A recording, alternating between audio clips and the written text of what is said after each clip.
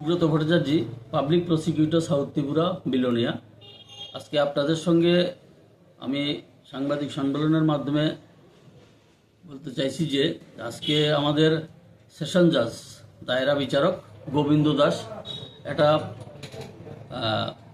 হত্যা মামলায় একজন আসামিকে দোষী সাব্যস্ত করে তাকে যাবজ্জীবনের জেলের আদেশ করেছেন এবং তার জন্য 10,000 টাকা জরিমানা ঘোষণা করেছেন।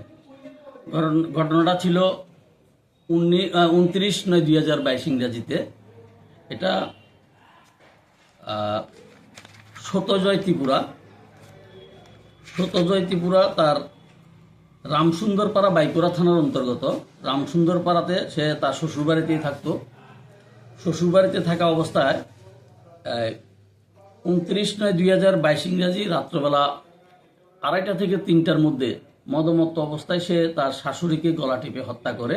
শাশুড়ির ঘরের মধ্যেই, নিজের যে ঘরে ঘুমিয়েছিল শাশুড়ি উনতিরিয়ান, সেই ঘরে তাকে গলা টিপে হত্যা করে।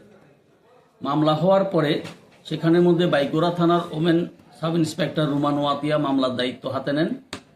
উনি মামলা তদন্ত করে 14 জনের সাক্ষীকে লিপিবদ্ধ করে উনি চার্জশিট দাখিল করেন সত্যজয় ত্রিপুরার বিরুদ্ধে। মাননীয় আদালত ওই 14 জনের মধ্যে 13 জন সাক্ষীকে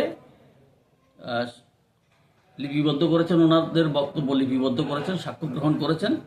সাক্ষ্য গ্রহণ করার পরে এটা প্রমাণিত হয়েছে, ডাক্তারের সার্টিফিকেট থেকে শুরু করে সব কিছুতে এটা প্রমাণিত হয়েছে সত্যজয় ত্রিপুরা 29/9/2022 ইংরাজিতে রাত্র 2:30 থেকে 3টার মধ্যে তার শাশুড়ি উনতিরিয়ানকে গলা টিপে হত্যা করেছিল।